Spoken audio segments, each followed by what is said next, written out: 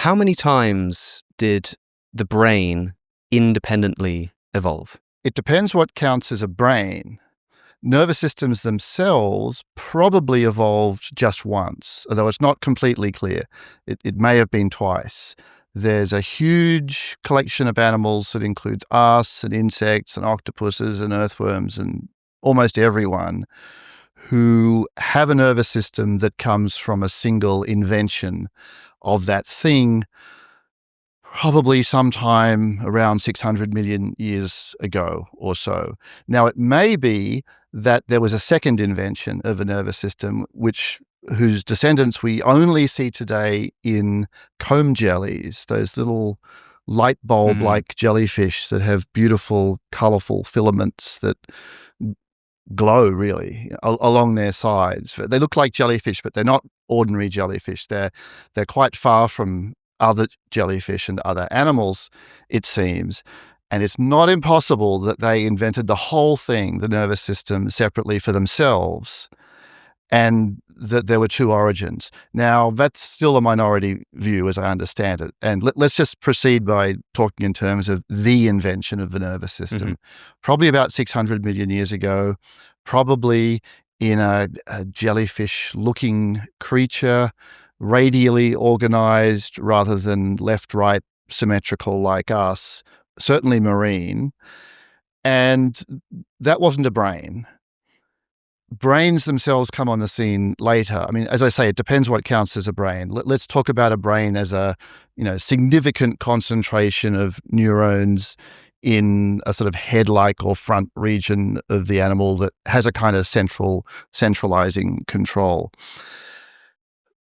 I'm not sure even quite, what the right number is for that. It'd be several times, maybe 3, maybe half a dozen, something like that, again, depending on the boundaries.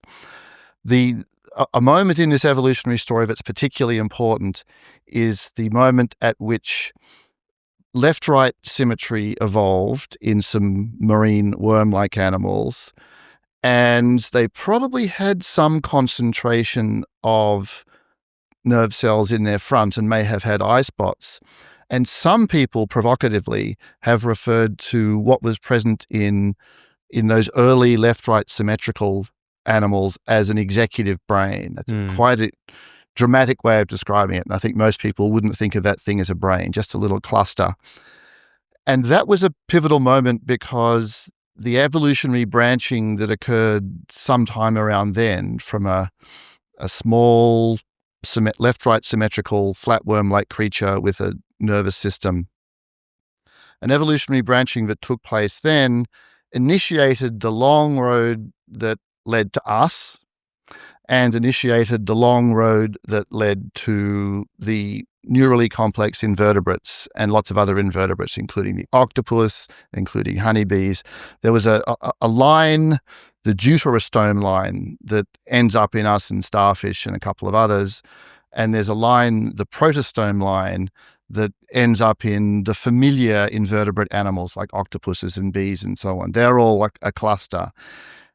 And probably, I've seen numbers as high as 12 for the evolution of a centralized brain in this, later series of events. I've seen numbers as small as 3 or 4, certainly not once, unless you think of that very, very early case as counting as a brain, which I think is a little bit, in some ways, a little bit artificial. So what I'm trying to emphasize is the idea that nervous systems are a common inheritance across lots of animals. You get lots of ways of concentrating them into a brain-like controlling cluster in us, in honeybees, in octopuses, in some others, in spiders.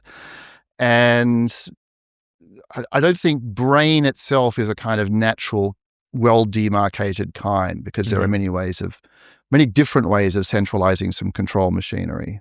So what is a nervous system? Like, how would we define what that is? That turns out to be an interesting question, because people have a sort of picture in their mind where there are some cells that make other cells respond electrically. Right. Neurons fire, and their firings either excite or inhibit the firings of others. There's a paper that I was a co-author on some years ago with Gaspar Yekeli and Fred Kaiser, where we had to actually ask ourselves, what does count as a nervous system? Because excitability of cells is seen in lots of cases that aren't usually seen as nervous system type cells, and influencing other cells and influencing their electrical properties is also pretty widespread. So we ended up saying, this is a little bit stipulative, but let's think of a nervous system as a collection of cells where there's this excitation of one cell by another, and where there's a particular morphology or form, where you have projections, specialized projections, where this cell is going to signal to that cell, so it sends a physical branch towards it, rather than just a cell being a kind of blob that emits chemicals, and those chemicals will affect anyone who hears them. So we think of a nervous system as a collection of cells that have this mutual excitation feature and a particular form, the form of these branching targeted projections. Okay, and then a brain is something like a highly concentrated version of that in one place that controls centrally an organism's movements. Yes. Something a bit like that. Yeah, yeah. And given that this has evolved numerous times, like the brain, that collection of neurons in different ways, like what is the kind of, what can we ascertain about like the evolutionary pressures in that they will have evolved slightly differently in different animals, but they all did essentially the same thing, which is to evolve something akin to a brain. So there's obviously an almost evolutionary inevitability to neurons forming into a brain, but it's not inevitable the way in which it happens. I mean, we end up with our two hemispheres, we end up with our very particular brain structure. Octopuses end up with half their brains in their tentacles and behind their eyes and stuff. And so what is the sort of difference in the way that the brain evolved in some of these other animals, particularly cephalopods, which I think most people are probably primarily interested in? I think it's probably good to approach that question through a series of historical stages or almost vignettes. So if we ask, which were the very first animals to go from merely having a nervous system toward having active motion, targeted behaviors, and the sorts of things that we might think call on the centralization that we're talking about here. If we ask who was the first to do that, it was probably some early arthropods, the group that now includes insects and crustaceans, in the early part of the Cambrian period. So if we think about the history of animal life, there's a period called the Ediacaran before the Cambrian, where nervous systems probably came to exist for the first time, but it was a low oxygen, low activity regime. There's almost no evidence in this pre-Cambrian period from fossils of one animal predating on others or chasing others or having directed motion toward others. There was a kind of ships that pass in the night vibe, we think, to animal life. Yeah, what do they call it? The Garden of The Garden of Ediacara. Yeah. Right. Lovely phrase due to Mark McMenamin some years ago. The idea of a time before aggression, a time before animal sin in a sense. That was the time when nervous systems almost certainly came to exist, before the Cambrian. Then around 540 million years ago, that's the beginning of the Cambrian. More oxygen around, probably, and just a coevolutionary process beginning where some animals begin to make a living by going after others. And these were very likely early arthropods, trilobite type creatures and things like that.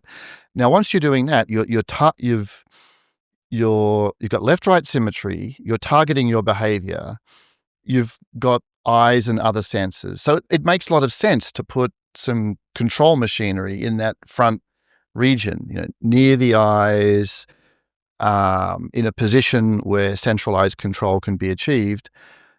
And they became probably the first predators. other animals, including our very early ancestors, became more neurally complex to get away from those guys. That's quite a plausible story. So if you look at the fossil record of very, very early chordates, animals in our group, they look like little tiny slivers. They don't have the kind of weaponry that early arthropods have with claws and spines and things like that. They look like they're built to get away. But that itself requires that you have, quite a lot of control machinery. You've got to control a whole body.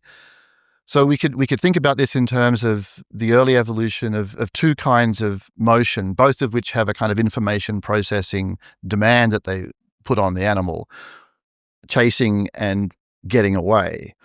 So arthropods sort of calling the shots for a while.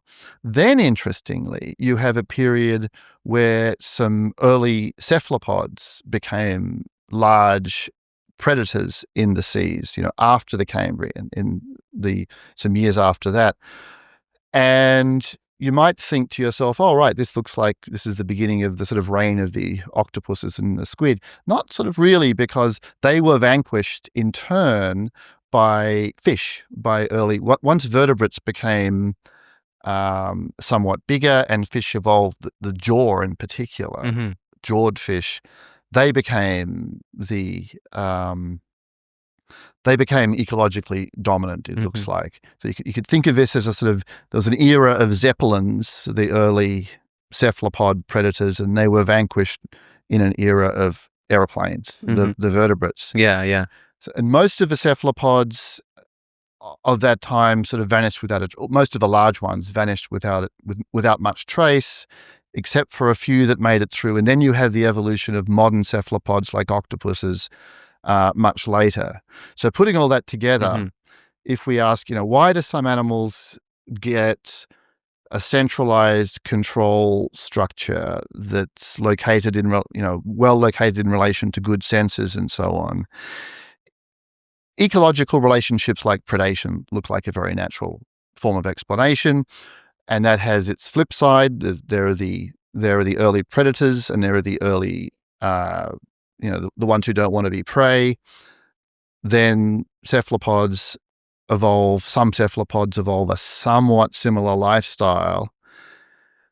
When modern cephalopods evolved really complicated brain structures, it's not clear why that would have been. I mean, why they got quite such big brains, it's still very unclear. There are certainly some stories you can tell. The modern octopuses that have really large nervous systems tend to inhabit these complex reef-type environments. They're opportunistic foragers. They're always chasing different kinds of potential food and being chased by a great variety of predators. They've got soft bodies, so they're very vulnerable. They have to be sort of very, very on the ball. What I'm trying to get across is the idea that in different circumstances, different historical periods, different ecological settings, there are certain kinds of demands on targeted behavior and on controlling behavior with sensing, becoming able to learn and remember. And those are the sorts of things that we think took some animals from merely having a nervous system, which you need for all sorts of things, to having a more brain-like nervous system. And what did this is something I know a lot of people are interested in, and you've talked about ad nauseum, but what does, say, an octopus brain end up looking like? People are quite familiar with the human brain. How different are we talking here? Very, very, very different. They're so different. Even just describing the general form of them, it sounds so unlikely. I mean, quite a bit of it is shaped a bit like a donut, with the esophagus going through the middle, the whole of the donut. As in the esophagus goes through the brain? Yeah. So if an octopus gets something sharp stuck in its throat, that's extremely dangerous because the brain is right there. So you've got that structure, which is a sort of old structure. In an octopus, there's a big cluster of neurons behind each eye, the optic lobes, really big and conspicuous. And there's a thing that's between the eyes, not paired in the way that the human hemispheres are, an unpaired structure called the vertical lobe, which is thought to be the seat of quite a lot of the more advanced cognitive stuff that they do. So, yeah, the things that look a bit like hemispheres but aren't are the things behind the eyes. Yeah. There's an unpaired thing that looks like one of the sort of smart controller parts, and a whole bunch of stuff that looks like a donut surrounding an esophagus. Huh. And then a great deal of the brain matter is also in the tentacles? A great deal of the nervous system. The nervous system. is in the arms themselves. Yeah. Especially in the upper parts of the arms. So I'm just trying to, you're the octopus, you've got your central brain. Yeah. And there's these networks that come into the upper parts of the arms and that have more than half of the total number of neurons in the animal. Now, it's not usually described by saying that's where the brain, the brain's there, but that's just where much of the nervous system is. There is a central brain and there's the peripheral structures as well. And the question of the relationship between the two, for a long while has been intriguing and is very much unresolved. I could just tell this with a phrase from the literature that was part of what sent me down this whole road. There's an old textbook called Cephalopod Behavior by Roger Hanlon and John Messenger, which was the textbook for many years. And there's now a new edition, but I'm talking about the first edition, about over 25 years old now. And they're talking in one of the later chapters about the relationship between the central brain and the peripheral nervous system structures. And they say it looks like some of the peripheral nervous networks, it looks like they're curiously divorced from the central brain, curiously divorced. And I thought, okay, that's very intriguing. Yeah. What is meant by saying there's a curious divorce between the central brain and the rest of the nervous system? How do we know that? What does it mean? Now, at the time, the main reason that people said things like that was the physical connections were pretty slender and slim. There wasn't, massive, obvious between the central brain and the peripheral networks, which was intriguing. And there's also for a long while been anecdotes of individual severed arms of an octopus being able to act in sort of somewhat competent ways, crawling around for a little while. Really? Yeah, fairly gruesome anecdotes. And that raised the question of whether the octopus bothers to control the details of what the arms are doing much of the time, whether the arms have a kind of partial autonomy.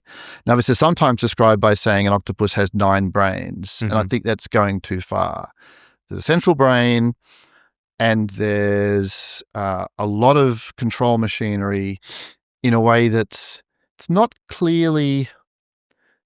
Sometimes people say it's a second system, like there's like one here and one here. It's not quite right. Sometimes people say there's one here and there's 8.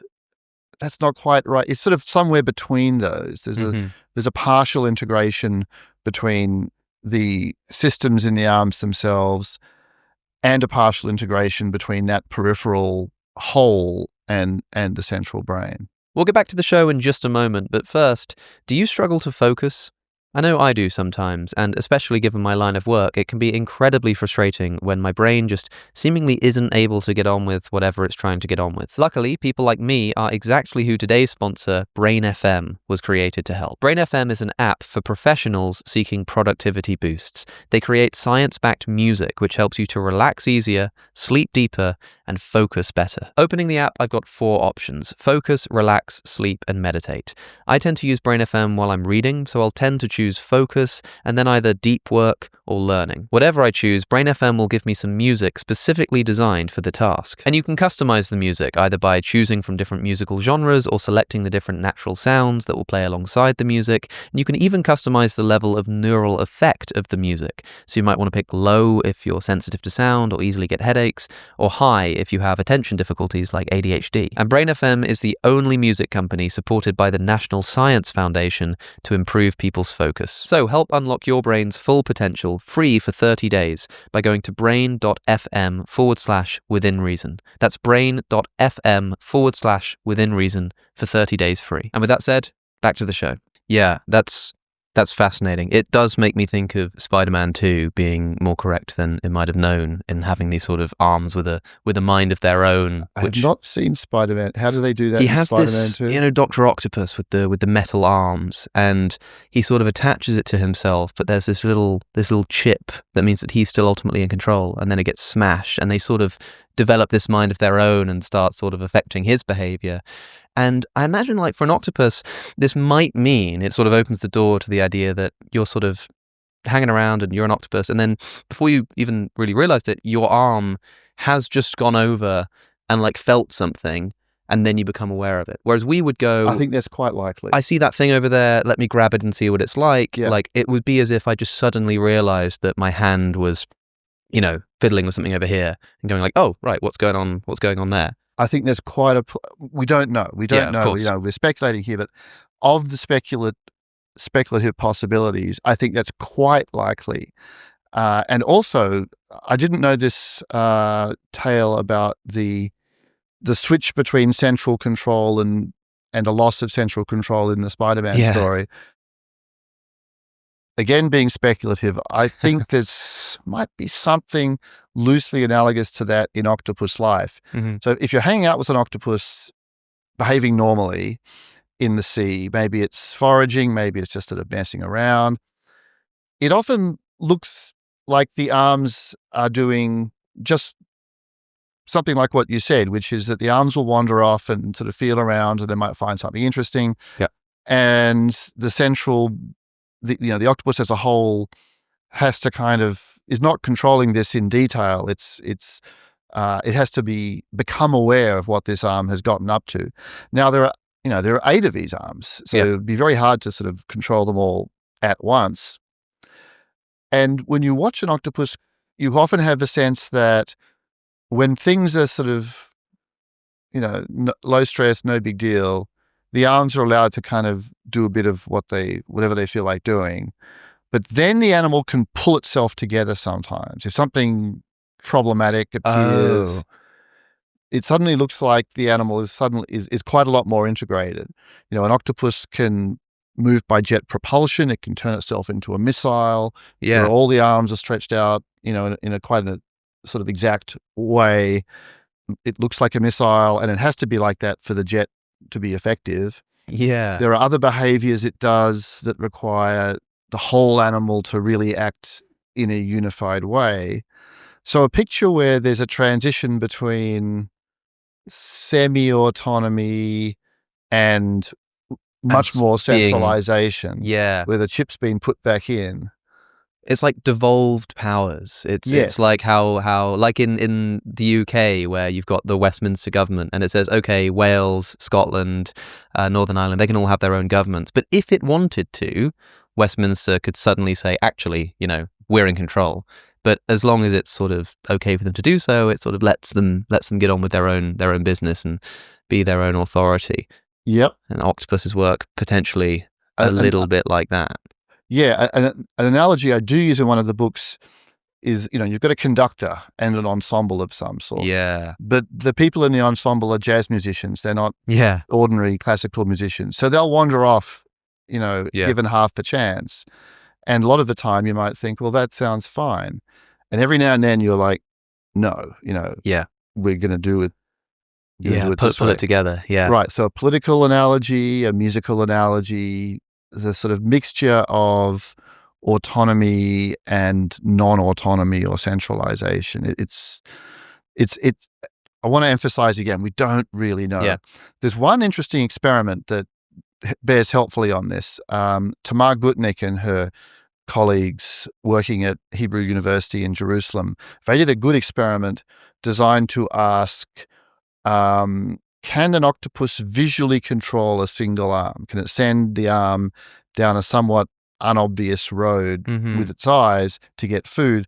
Now, what made it especially useful here is for the octopus to do what it needed to do, the arm had to leave the water and come back in. Uh-huh. So it couldn't just follow a kind of chemical trail or scent.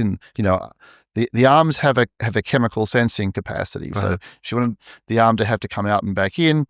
And the octopuses could learn to direct an arm to a target in that way. But as the paper says in one of those lovely, intriguing moments, when the animal's sort of doing some of this, it often looks like when it's not doing the sort of crucial targeted bit, the arm often looks like it's just sort of messing around, in its own perhaps more autonomously controlled way. Yeah. The thing that's really impossible to imagine is what it's like to be an octopus, because our brains are centralized. And I'm also really interested in the extent to which it feels like I am up here in my brain, right? Because to me, there are two competing hypotheses as to why it feels like, if you ask me where am I located in my body, I'd say I'm in my skull. That could be because that's where my brain is, and the brain is the center of my consciousness. Or maybe it's just because my eyes are up here and my ears are up here, and so it kind of feels like I'm here for that reason. Like I think that's... You think that's more likely? Yeah. 'Cause I've always wondered if you took like Anil Seth gave me this idea. You take like a VR headset and you wear it all day long, and you put some cameras like on your belt buckle.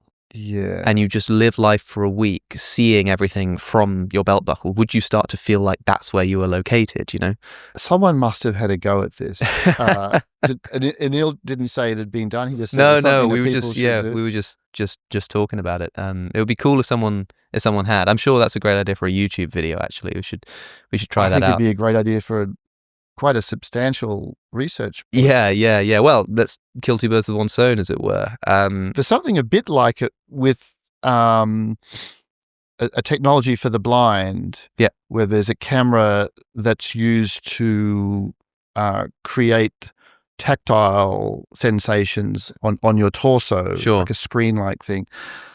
And I don't know whether people like that have a different sense of where they are. Yeah, I wondered the extent to which, like, deaf and people who are deaf and blind, and maybe people who can't smell, you'd have to have. I don't know how easy it would be to communicate and to learn, like, this kind of communication, but to get a picture of, like, where they feel like they exist, because I think I share your intuition that there would be not much of a reason to place it in the brain if it weren't for the senses. But then if the octopus has this sort of spread out neural experience that's partly in the arms, I'm trying to imagine whether it would be more like having a centralized experience that can just feel in the arms, or some kind of weird sense in which that experience is split between being localized in the arms and in the head, or if there are sort of like two experiences that just sort of happen independently but somehow sometimes come together. Because it's a mystery how that happens in octopuses, right? And when you see like an arm with a bunch of neural activity and a head, and you think, well, how are they connected but not connected? I think less obviously, that problem also just arises in the human brain. The left hemisphere and the right hemisphere doing their own thing, but coming together. And so I think thinking hard about how an octopus might experience the world might tell us something interesting about human consciousness. You know what I mean? But I don't know what you think it would be like to be an octopus, given what we've just spoken about. I think the things you're emphasizing are the things that feel like a real barrier. Yeah. And sometimes when people say it'd be very weird, we can't imagine what it'd be like to be an octopus, to some extent I want to push back a bit and say, well, no, I mean, what you should imagine being a very visual animal with very good eyes, probably mostly monochrome, but maybe not entirely monochrome. Everything you touch, you taste. I can sort of imagine that. It's possible. It's not a crazy supposition. They taste with their arms, do they? Yeah. Interesting. All those suckers on the arms have a chemical sensing capacity. Cool. So if an octopus touches you on your skin, I mean, they much prefer skin to gloves and wetsuits and things like that. they find the taste interesting, I think, Yeah. sometimes. They don't like soap and deodorant and stuff like that. Huh. Interesting. All this I think is imaginable, and it's also imaginable that my body has no fixed shape, and Yeah. and it's, I think for me at least, it's also further imaginable that I'm not completely sure what shape I have at any moment because there's some autonomy there. But then there's the thing that you were just emphasizing, which is the kind of the seat of experience, the locus of experience. Should we imagine that through all this, despite all the different ways in which it's set up differently, the basic seat of experience fact remains similar across us and them? Or should we think that's just a mistake? Yeah, right. And that we need a different model with an unseated, a no locus, almost a no self version of experience? That's a second option. And a third option is the one that you also mentioned, which is a kind of double locatedness. I probably think of it as the least likely. But why do I say that? I don't really. Yeah, well, I that don't might really depend on know. what your view of mind is, right? I mean, this idea of trying to imagine what it's like to have a delocalized experience is very strange, but I found myself like just yesterday I was on a train and I was thinking about this in relation to preparing to speak with you.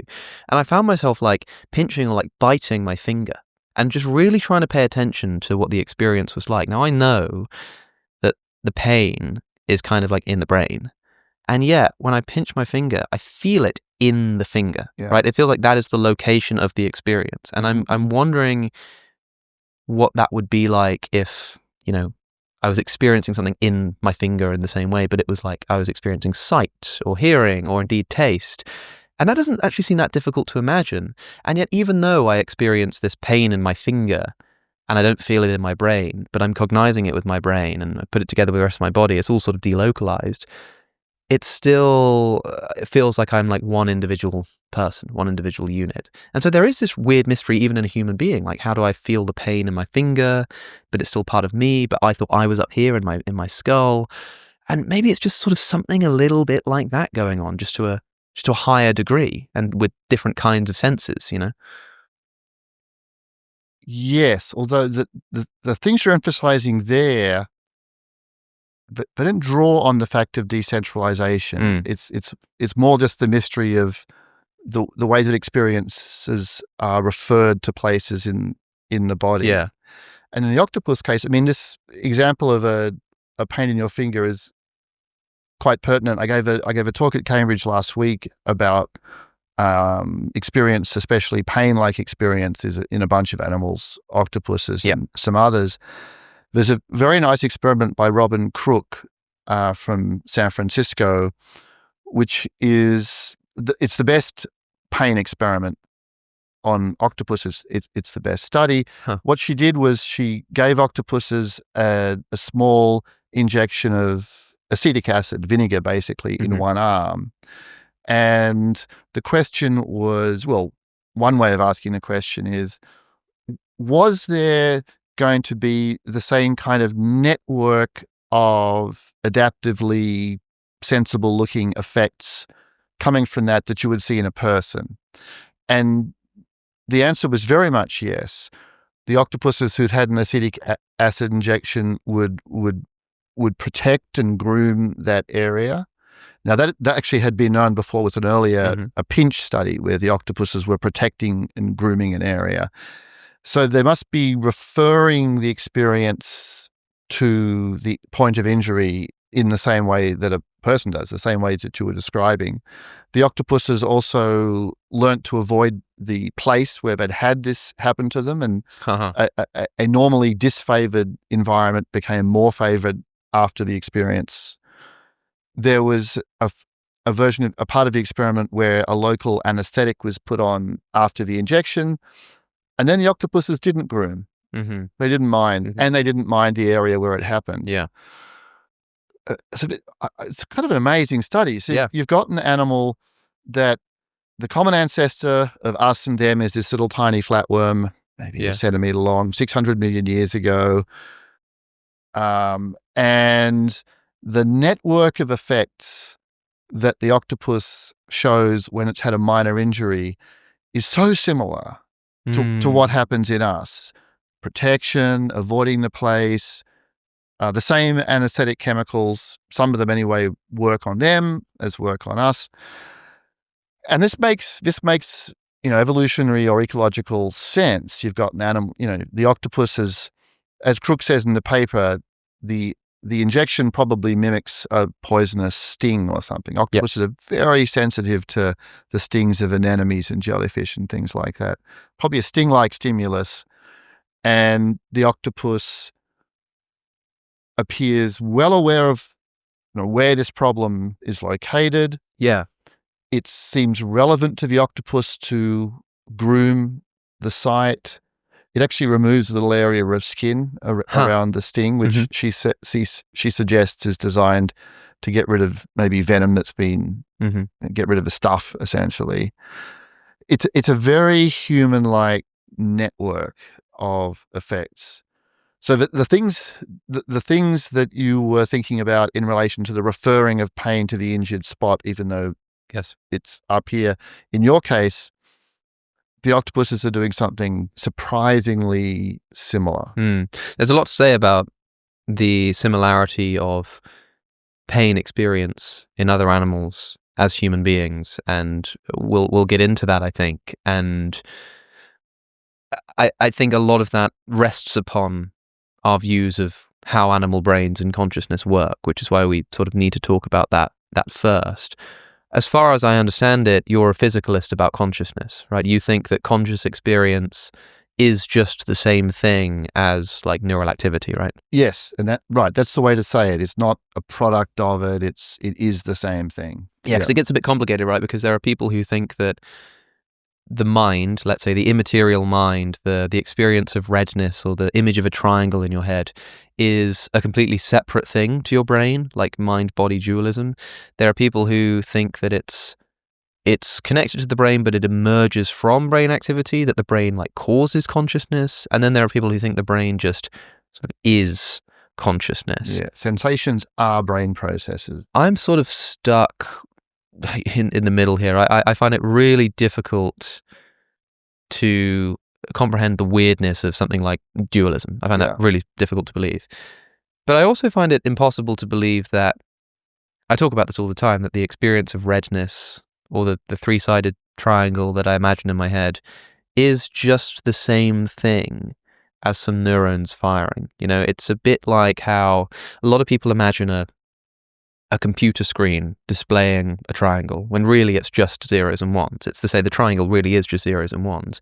But you need the monitor to project the triangle. It would be as if somehow, when someone says conscious experience is just the brain, it sounds to me a bit like saying there's just a computer without a screen, just the computer itself, that has all of the coding for what would produce a triangle, but somehow they're just is a triangle inside of that computer somewhere. Even if I cut it open, I don't find it anywhere, that somehow these zeros and ones could, if put together in the right way, just turn into a triangle or turn into redness.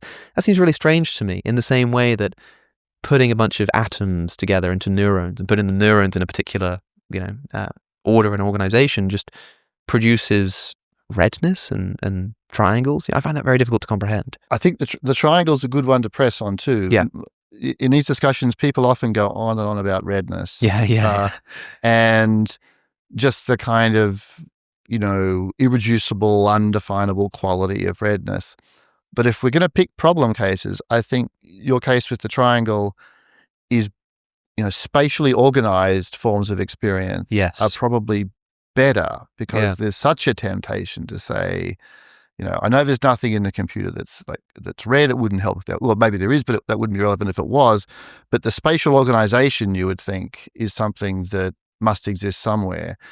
And on a physicalist view, right, there's lots of spatially organized processes going on there, but literal spatial triangularity, that's not how it's done. Yeah. It's going to be a different kind of story involving mathematical projections and things like that. Yeah, or you could imagine two different lines in your head, one slightly longer than the other. And the lines I'm imagining in my head, one of them is longer than the other one. But I'm not even sure if, like, thinking of that second line requires, like, more neural activity. I don't really know how that all works, but I doubt that it's like, the chain of neurons is longer than the other. Like, there is no increase in length inside the physical aspects of my brain, and yet the lines are of different lengths, It's yes, I'm hesitating a bit because right, how strongly should the negative case be made? One of the bodies of research that I think has been most startling in this area Mm-hmm. has been around spatial maps in the cells of rats. Some Nobel Prizes given out recently for discoveries concerning the way that rats navigate using, what way back before this had been really worked out very well, were hypothesized to be cognitive maps. Mm-hmm. And when Tolman in the 1940s began talking about cognitive maps, people thought, well, rats navigate. They learn to get through mazes, learn to find the food, but there probably isn't really a literal map in there. And then in the 1970s, a second round of work showed, well, no, there are cells in the rat hippocampus, which were called place cells, which, I don't know, they do seem organized in a map-like way. And the picture's become a bit more complicated now with a sort of third round of work. But, right, the reason I'm raising this Mm-hmm. is if a person said, look, it'd be crazy to think that there was something in a brain that had anything like the literal spatial organization of the landscape that the rat was dealing with, that would be, and someone said that would be fallacious to suppose such a thing was needed. The empirical response from recent neuroscience is, well, it's not that far away. I mean, it's not that it's not that the map looks physically like a ordinary, human cartographic map with lengths mapping to lengths and so on. But it's not so far away. Interesting. Yeah. Nonetheless, I agree with you that the sense we have in experience of spatial organization as a feature of experience, that in a way is, it's very striking, it's very challenging. In some versions, at least, it might be harder to fight that battle than the sort of redness of the rose and that kind of thing. Mm-hmm. Yeah, I find it like almost an impossible question to answer. To me, I always talk about how there are sort of two problems in either direction. There's the problem of, where is the triangle, where is the redness for the materialist? But for the immaterialist, there's the interaction problem. And they also have the same problem as well, which is, I mean, suppose you believe in immaterial souls of a Cartesian kind or something. Are they where are the triangles there? That's it's also not as if a good question. It's not as if they make this dramatic move, this radical move on the metaphysical side, and thereby solve the problem of the mental triangles. They're then going to have to grapple with the damn thing. What do you think themselves. What do you think of panpsychism? The idea that fundamental reality is just made of consciousness, like atoms. When you fundamentally most break them down, their substance just is consciousness.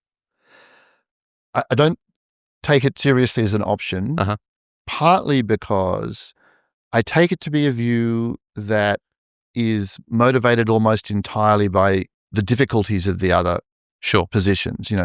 People think to themselves, I just can't see how a physicalist view could be right. I can't see how an interactionist dualist view could be right. I'm being forced to the idea that mentality or experience is both fundamental and ubiquitous. It can't come from something other than itself, so it must be permanent and everywhere. It's a panpsychism's a view that you're forced to by the difficulties of other options. Yes. And then you have to start worrying about whether the road you've taken is too radical.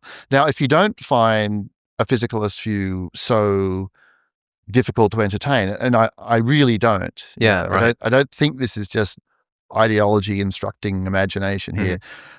When I think about what a brain is like, what brain activity is like, in the particular way that I do, and maybe we should talk about the nature of brain activity at some stage. And I ask myself, is it mysterious, that it feels like something to be one of those things. I think, no, it's not mysterious at all. And they're special. Grains of sand are nothing like this. The combination of activities that you find in a nervous system with the targeted information processing network connections, and also the more diffuse holistic electrical activity. And that's something I would emphasize here. When you think about what's there, I think it's reasonable to say, nothing like this exists in the inanimate world. So there's no reason to think that, there's much kinship between what it's like to have a brain and, there's no reason to think there's something it's like to be a grain of sand or a rock or, a glass of water.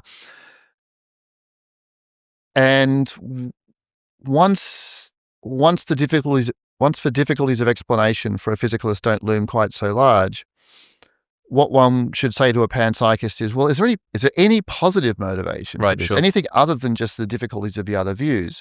Now, there are some people who would make an appeal to quasi-religious ideas or to ideas about meaning and value as perhaps having an easier, questions of that nature having an easier road for the panpsychist than for the physicalist. And that at least is an attempt to sort of, set out another argument. But I think most contemporary panpsychism is just driven by the difficulties experienced in other parts of the logical landscape. And if you think that sensations are brain processes and it's not so implausible really, then panpsychism looks like a absurd overreaction to medium-sized problems. Yeah, I definitely get that impression. I've spoken to Philip Goff on the show years ago. He's a big panpsychist. I'm not sure how that fits into his recent conversion to heretical Christianity, actually. I'll have to ask him about that. When you talked to him, did he offer positive reason, starting from scratch, not starting from difficulties of other views, but, suppose you started from scratch, here's why panpsychism looks like a... Not so much, not that I remember, right? And I remember what captured me about it, and I was so interested in at the time, was that it was the first time I'd come across really this idea of the problem of science being ultimately descriptive or functional. That is, science tells you what stuff does. Most fundamentally, if you ask famously when Newton discovers gravity, what he really does is he realizes that the same force that makes cups fall makes the moon stay in orbit around the Earth and the planets move around. And so he eloquently describes and comes up with a mathematical system for describing the motions of the planets. But in the Scholium to the Principia Mathematica, he says, as for what gravity actually is, why this force exists and what it's actually made of, hypothesis non fingo. Right. I frame no hypothesis. I've got no idea, is what he says. And which was very sensible of him, given the picture that was in place and what he'd done. Yes. To know when it would be too much to push further. Now, arguably, sort of Einsteinian gravity gets us closer to thinking about what gravity actually is. Yeah. But Philip Goff at least opened my eyes to this idea that even in those cases, a great deal of what we think is scientific, description of what things are, is really a bit more like Newton's gravity. In that, you say, oh, well, what's an atom made of? It's made of protons and neutrons and electrons. Okay, cool, there's our answer. But if you ask what's an electron, and the answer is, oh, it's a negatively charged particle. Well, what's negative charge? Oh, it means that it repels other negative... That's a relational description. That tells you what it does. And so if I ask you, what is it, when you get to the bottom, it's very difficult to answer that question. Now, that's why I think it's true that what happens is, we've got this problem, we can't answer this, so consciousness is a solution. But I think you could reframe that as a positive case. And the way I've thought about it is well, how do we explain the fact that at fundamental reality, it seems like there are, for want of a better word, preferences? You could think of, there are kinds of atoms which do one thing and kind of atoms which do another thing. You know what I mean? I think there are better words. I think preferences is richer than... there's a kind of selectivity of interaction. Yeah, sure. Okay, so let's say that, and I suppose in order to build a positive case for panpsychism, I might say something like, there is this selectivity of action, and it seems weird that if we're just dealing with inert matter, that's sort of, and we got down to the real fundamental of what matter is, that there's either like different kinds of fundamental matter, or some fundamental matter selects this, I don't want to say behavior, but you know what I mean? Selects this way of being, and another fundamental matter selects this way of being. And the panpsychist might say, well, the best explanation for that is preference, is conscious awareness, and a sort of rudimentary desire to do one thing over another. Desire, yeah. That would probably be my best crack at like a positive panpsychist case, And right, and then the question is going to be whether the alternative is able to give a better account of the selectivity of action than the rudimentary desire account. That's where the battle will be fought. I think so. And that at least is a kind of right. I think of this as a sort of a better place than the usual place where panpsychism is assessed. It's introduced as a response to despair with respect to the mind-body problem. Let me push back a little bit about this view of science that I know Goff and other people have. So suppose we take the chair, which is proper wood. What's the chair made of? Well, it's wood. What's wood made of?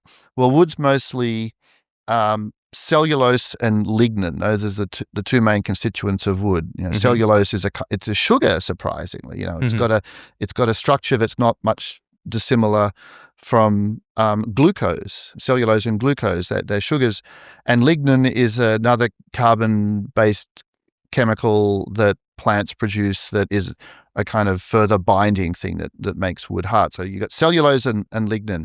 What's wood made of? It's made of those two things. That's a bit of science. Now that wasn't sort of functional, relational. That was what it's made of. Then a person might say, well, tell me about cellulose. What's cellulose made of? Yeah. Well, you got carbon, you got oxygen, you got hydrogen, and here's how they're arranged. This is still what it is. It's not just what it does, but it's what it is. And then someone says, okay, now tell me about the carbon that was in the cellulose, that was in the wood, and you'll start talking about numbers of protons and numbers of electrons and neutrons.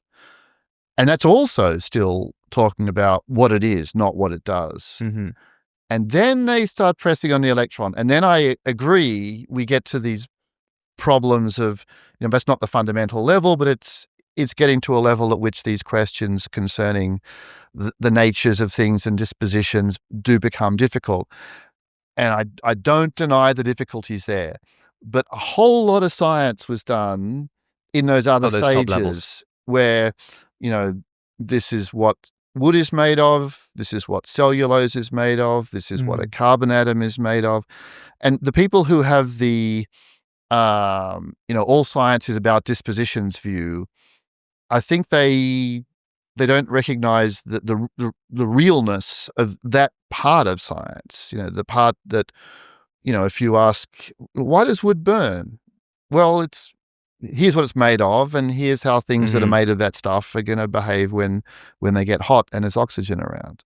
So I don't want to concede some of that. Yeah, sure. Here's the nature of science material that not just the panpsychists, but all sorts of people now like to offer. Yeah, I'm quite in line with this functionalist view of science. Actually, two other people I've had that have pressed back, just as you have, are David Deutsch and Brian Greene. I also had a conversation with who similarly wanted to salvage the idea that science does tell you what stuff is, not just what it does. Here's what the chair's made of. It explains. It doesn't just describe. Right. I think that will bottom out in the question of to what degree you think those levels of analysis are separable. Because when I look at, like, when you say, well, what's this chair made out of?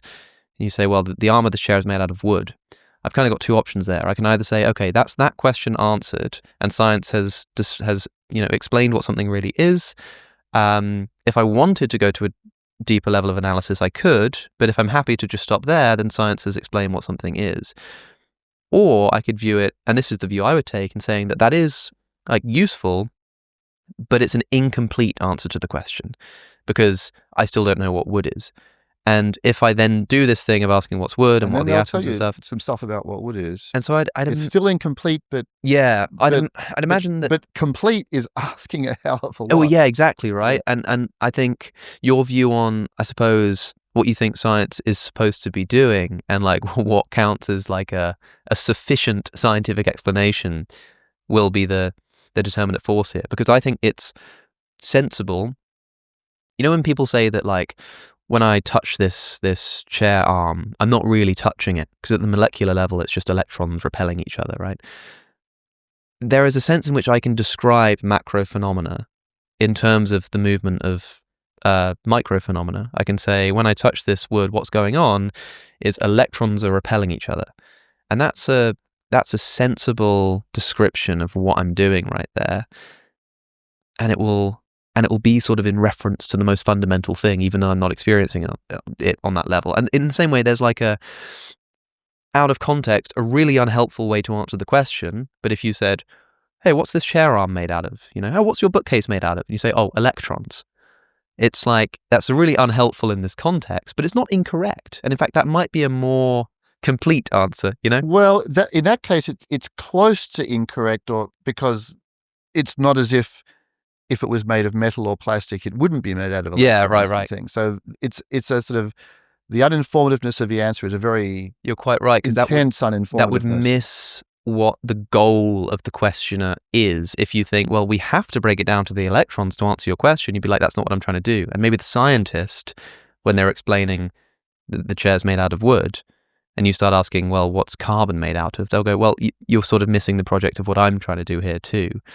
And so, yeah, I think it depends on what your view of science is. But the reason why I'm so interested in panpsychism in relation to your work is because when, in the first book of your trilogy, Other Minds, you write about what you describe as potentially the beginning of communication. Yeah. And you talk about how single-celled organisms from which we are all ultimately evolved, sort of floating around in the sea, communicate with each other by sort of releasing chemical signals. And the beginning of communication might have been when single-celled organisms began releasing chemicals that had sort of the intention of being perceived.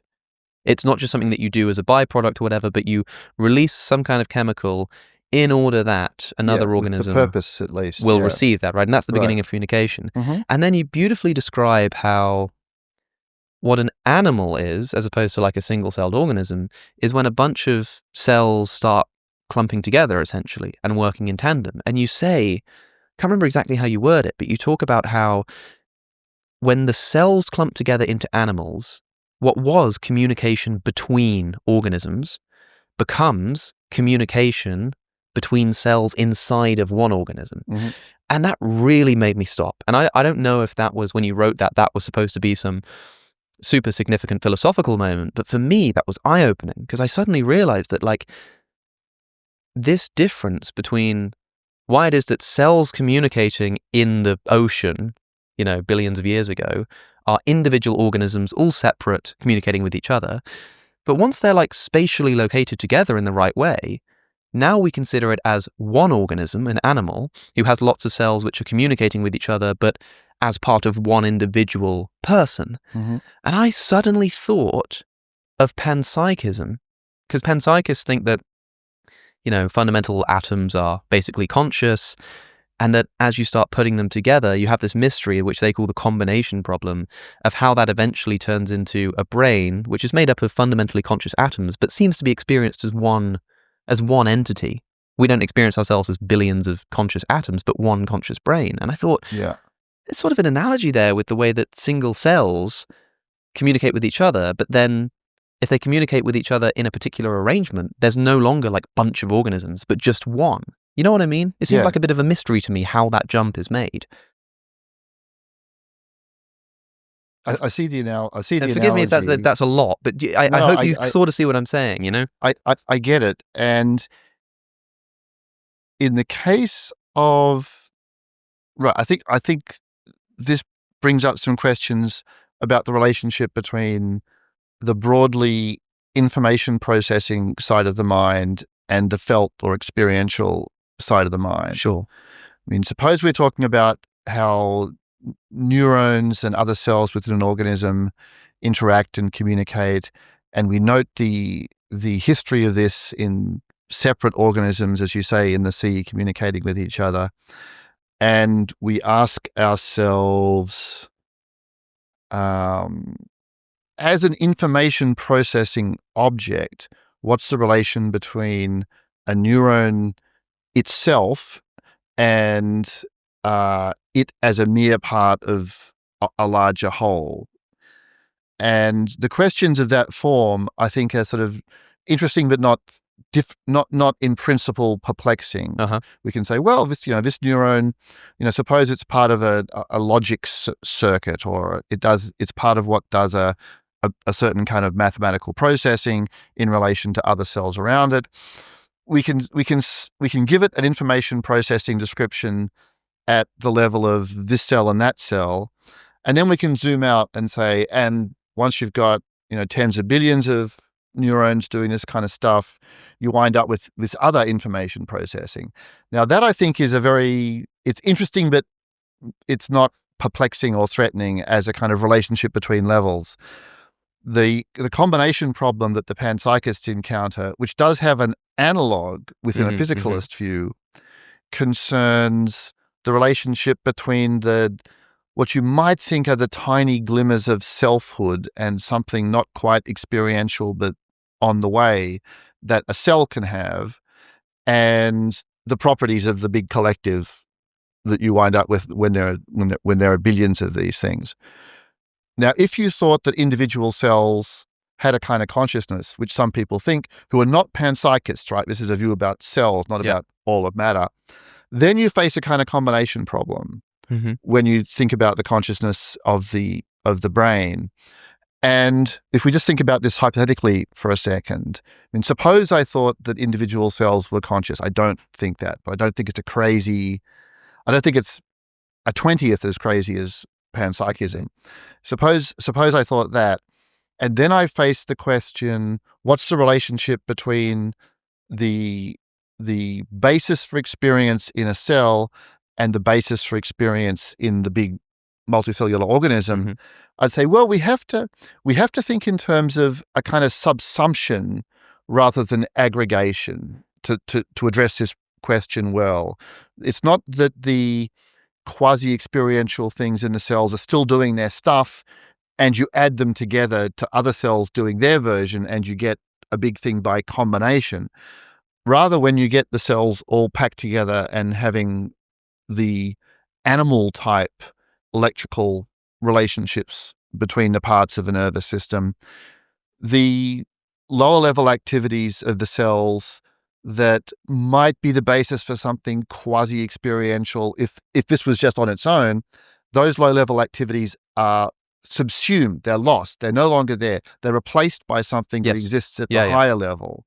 So if I was a panpsychist, I'd be looking for a subsumption model within that framework, in the same way that I think a subsumption model rather than a combination model is appropriate for a more biologically oriented view. I mean, now, I hope that wasn't too much of a tangle. I think about that a lot, like in the context of panpsychism, how do you account for there being individual sort of conscious atoms or whatever, and then singular conscious brains made up of those atoms? And I guess the two choices are either that they both have individual experience at a different level, or that once that singular brain evolves, the it's going to wipe out individual, the lower level one. And so I suppose one answer to that question is the plausibility of the idea that, say, the conscious experience of humanity, let's say, does, like, the human species have a singular conscious experience?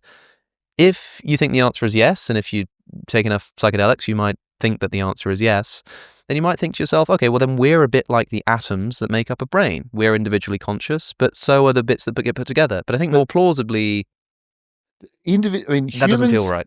The gaps between humans are different from the gaps between cells in a brain. I mean, I have right now, there's a whole lot of sort of boundary management and cohesion that I have, and there's a whole lot of boundary management and cohesion that you have. And probably less, I would imagine. and there are some ideas about surprising channels that I don't think should be written off, but that there's a lot of individuality that we each have. Yeah. Much more so than two neurons in a brain. So the idea that there's a simple extrapolation from the neuron to neuron case to the person to person case, I think there's lots of places to push back there. I certainly think so too. And as I say, I really feel a bit like stuck in the middle here, in that it's like every door that I try to open, it just has something that's a bit wrong about it. Like the physicalist view, I still struggle to wrap my head around the triangle. It's the triangle. Yeah, but then gets you about that. And then I think of a dualist thing and its interaction, and then I think of idealism, and that doesn't seem right either. And so I love exploring these ideas, but I am very much stuck in the middle. But one thing I do know is that conscious experience exists, and that I've got good reason to think that it exists across the animal kingdom. And we were talking earlier about the brain structures of octopuses and other animals. And I said that we'd come back to this, the experience of pain in particular, because I was talking about, biting my finger or whatever. There are people who think that non-human animals either feel pain in a completely different way to us, or don't feel pain at all. I think the idea that they don't feel pain at all is basically, in the dustpan of history now. Well, for which animals? I think it should be in the dustpan for lots of animals. Yeah. Well, there are people who think that there is something so specific and special about human beings that any other. Plenty of people deny it for fish still. Yeah, so people still deny it for fish, or certainly for shrimp, or more plausibly oysters, for example. I would deny it for oysters. Yeah, I think basically everybody does, right? And so the question is, how do we go about finding a method by which to judge whether another animal feels pain? And the reason I ask that is because you could say, well, let's look for parity. Let's look for things that happen in their brains, which also happen in our brains. And if the thing that happens in our brain brings about pain, it probably does for them too. And that makes some sense.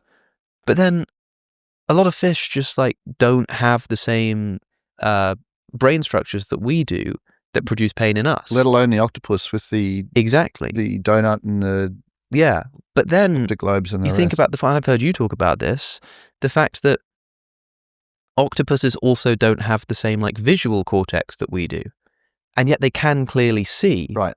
And so obviously these brains are functioning in very different ways, but sometimes producing similar or analogous results. So how can we even begin approaching this question of trying to understand whether or not pain is felt in the same way for other animals as it is for us?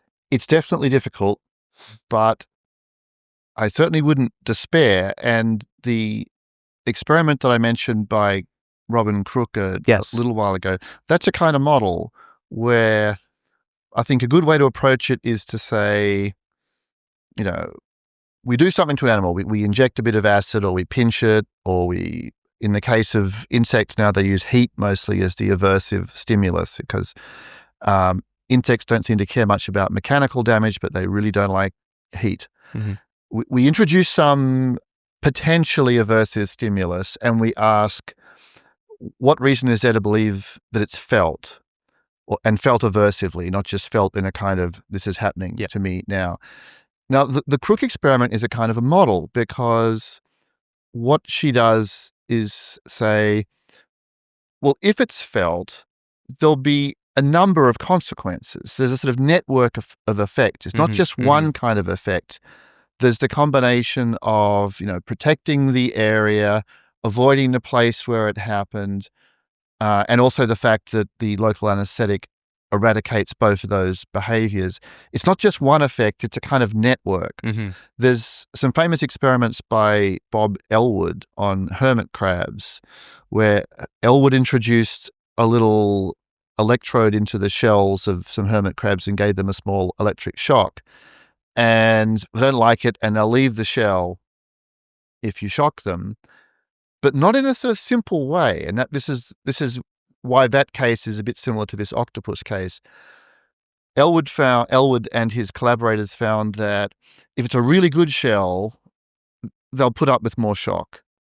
If there's the odor of a predator around, they'll put up with more shock. Sometimes also, but in both those cases, the shell's more valuable, so you'd put up with more than you otherwise would. In some cases, the crab would leave the shell when it had been shocked, and it would kind of inspect itself and try to work out what happened? What happened there? Yeah. And would poke its head inside the shell, apparently to work out, this shell seemed perfectly fine. Why is it suddenly why is it suddenly doing whatever it's doing? Now, you don't have to interpret that as, why is it suddenly making me feel bad? Or why is the shell suddenly inducing this unpleasant experience? It might be something other than that, but you want some story about the network of effects that come from the shock. There's the tending, sure. there's the inspecting, there's the trading off of, putting up with more shock if the shell is a really good shell. It's that kind of combination of effects that point towards an internal state that is, well, that's the question. Is it an internal state that's felt or not felt? If someone says it's not felt, then I would say to them, okay, fine, but tell me some effects would expect to see if this was an internal state that was not felt. I mean, if it is felt, then the grooming makes sense, then the inspection makes sense, as well as the trade-off. All those things make sense.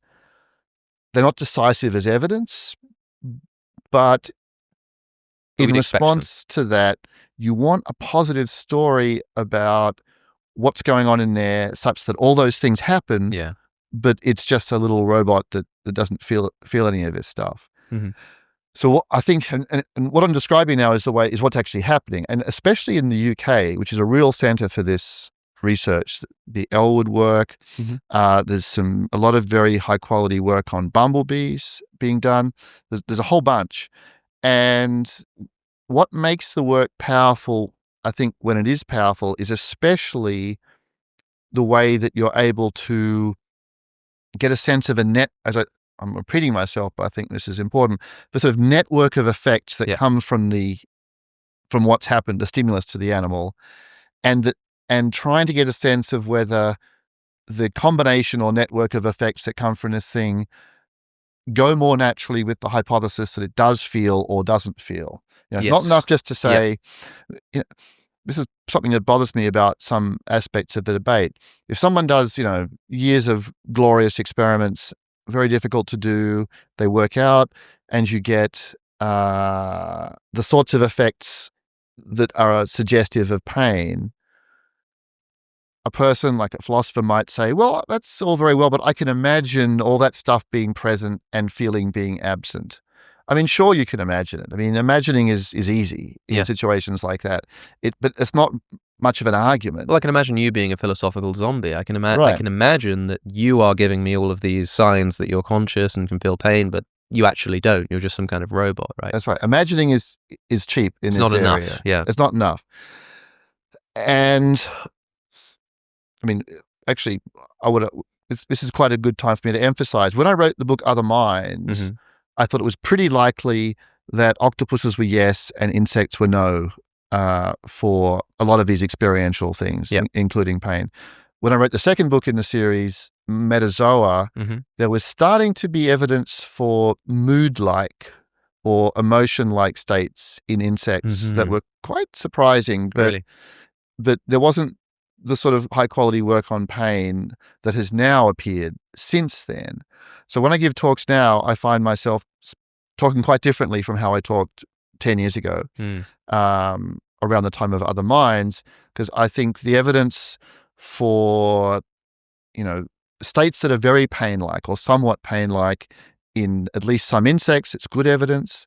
Evidence for positive, pleasure-like states in bees and flies is growing and is, there is evidence of that kind. The hermit crab stuff, I think, is very striking. There's lots of observations of invertebrate animals doing that kind of grooming and wound tending, crabs and lobsters and prawns. So the whole picture, I think, has changed, not in a way that's decisive, but in a way that has some real weight to it.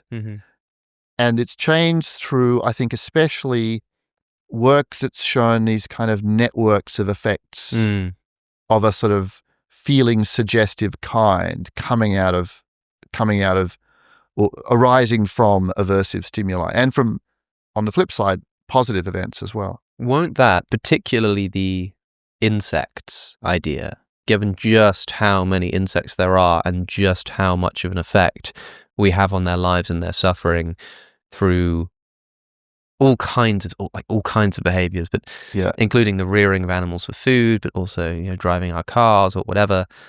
Shouldn't this kind of thought or realization perhaps just revolutionize our ethical worldviews? It certainly will be disruptive, no question. I think we're heading for disruptive conclusions. Not of the simplest kind. A few years ago, there was a declaration on the probability of sentience in a number of these invertebrate animals, the New York Declaration, which I didn't write, but I signed. And during the subsequent discussion of that declaration, quite a few people said, well, doesn't this mean insects are going to have rights or something like that?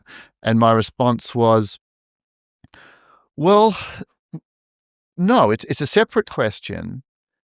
And in the case of insects in particular, the widening of the moral circle has a different character once it includes them, because most of the other organisms who we've come to think, I used to think they didn't feel pain, now I think they do. We should at least take that into account. In most of the earlier cases, non-human close relatives like mammals and birds and fish and octopuses, and in most of the earlier cases, we're not at war with these animals. But with insects, at least some of the time, we can't make peace with the mosquitoes.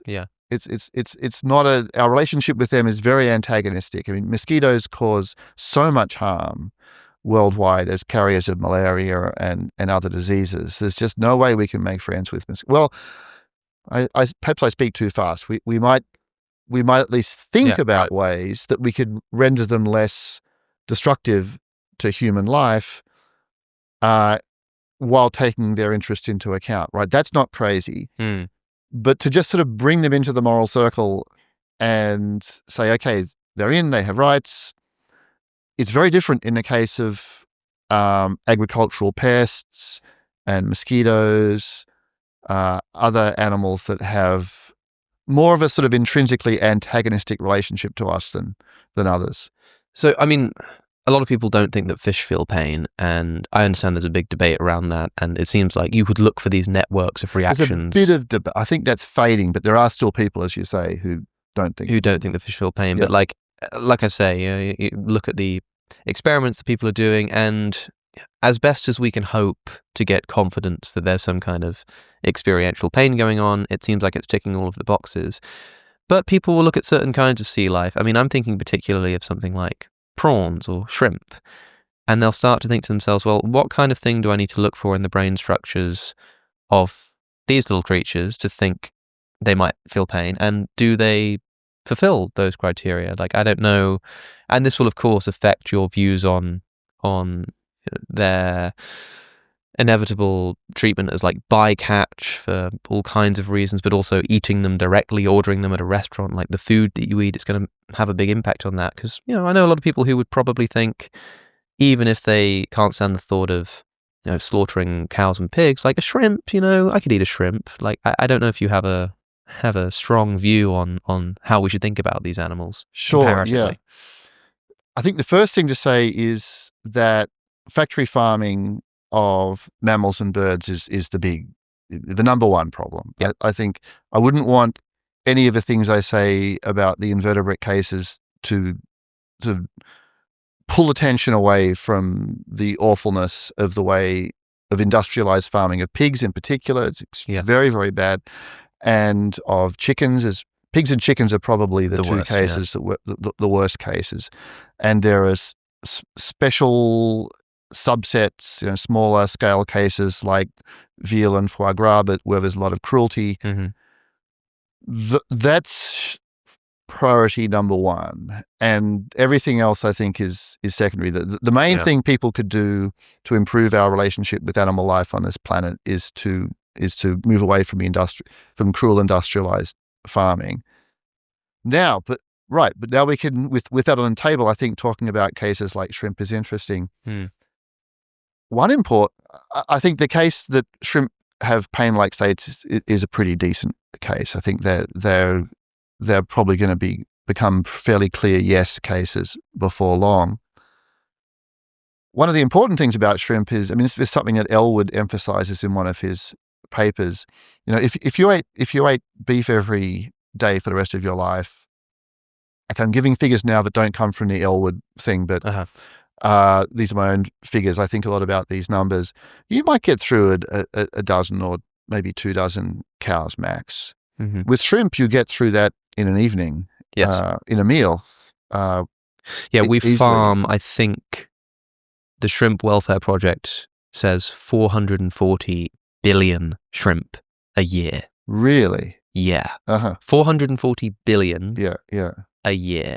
Bear in mind that and shrimp farming is not very nice. It's awful. I think much worse than wild caught. About 100 billion human beings have ever lived in the history of the planet, and we kill 440 billion shrimp every single year.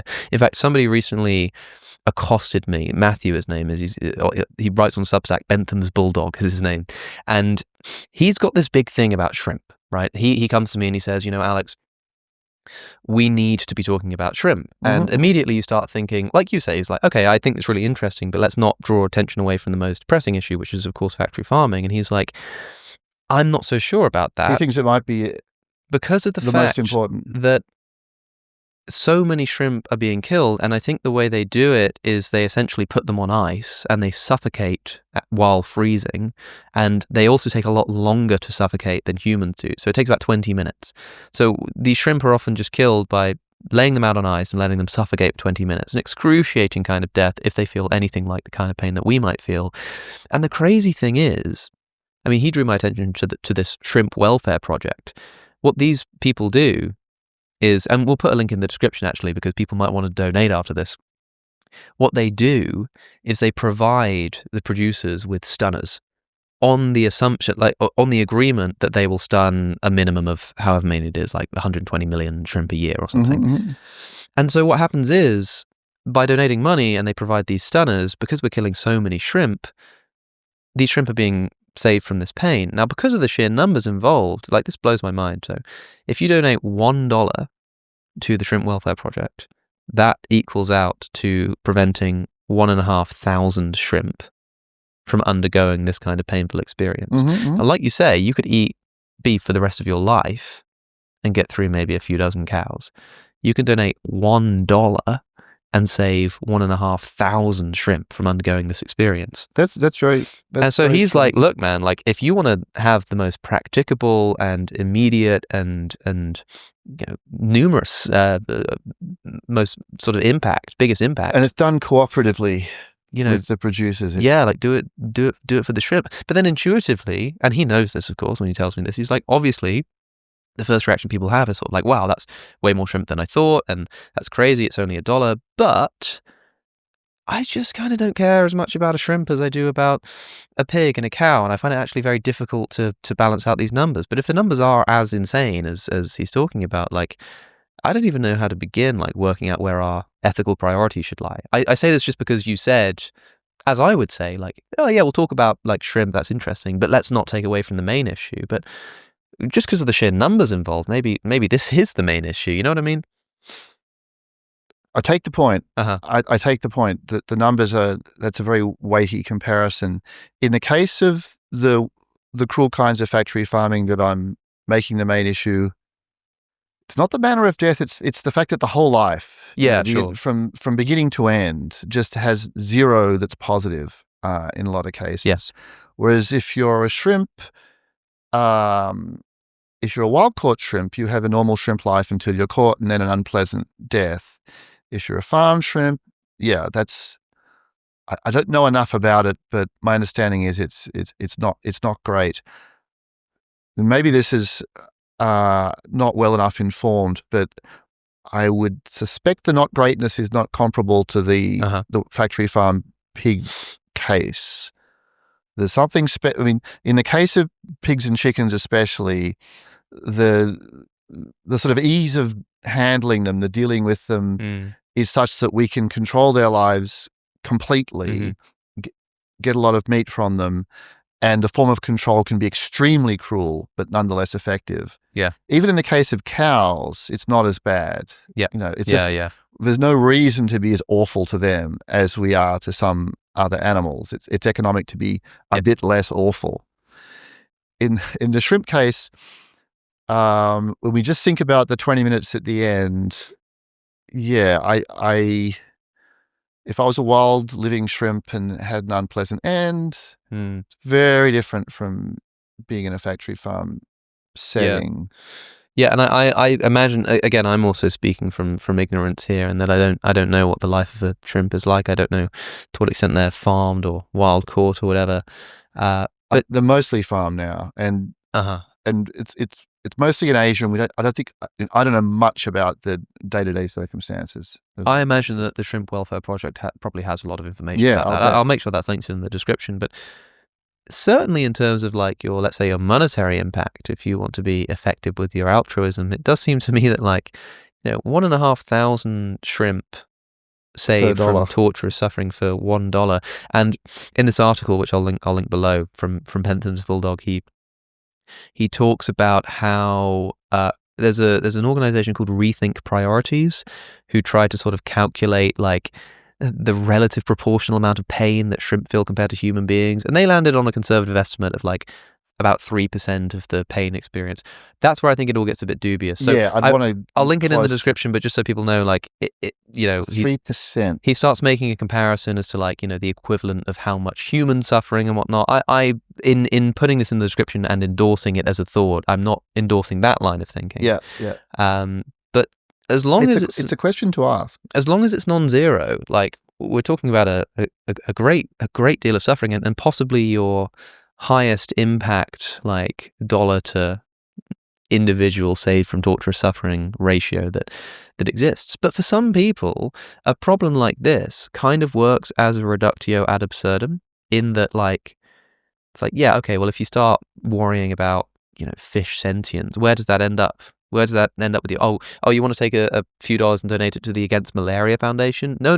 You're far more impact if you give it to the shrimp charity. Yeah, sure. Surely something's going wrong. So some people will take this and go, okay, we should be saving the shrimp. And some people would say, we should obviously not be saving the shrimp. Right. So there's something wrong about the way we're thinking about this, Right. And I wonder which of those intuitions you're, like, more in line with. Shrimp are the perfect case for me to reply with in this case, because in my own case, I used to eat shrimp very readily, and I'm phasing them out more or less completely, partly because of this scientific stuff, but partly because I know this sounds a little crazy, but hanging out with shrimp while diving. I wrote a blog post about this about a year ago. If people go to my blog, Metazoan, there's a post about this, where there's a particular kind of shrimp called banded shrimp who are friendlier than normal shrimp. Now, that sounds weird, but it's not weird, because banded shrimp are cleaner. They're cleaner shrimp. They approach larger animals like fish and eels and clean parasites off their skin in the same way that various small fish do. So they're cleaners, and they live in these kind of, quite delicate quasi-symbiotic relationships or cooperative relationships with larger animals. Now, if you hang out with banded shrimp, they're quite curious about people sometimes. They like to touch you. They like to touch you with if you have a diving glove off. They don't like that. They're like octopuses. They can feel the skin, and they prefer the skin, and they'll interact in that way. Now, as I'm doing it with them, I know they're not my friends. I know that this is a cleaner animal, and they have a disposition to, probe larger animals who might be potential clients in the cleaning role.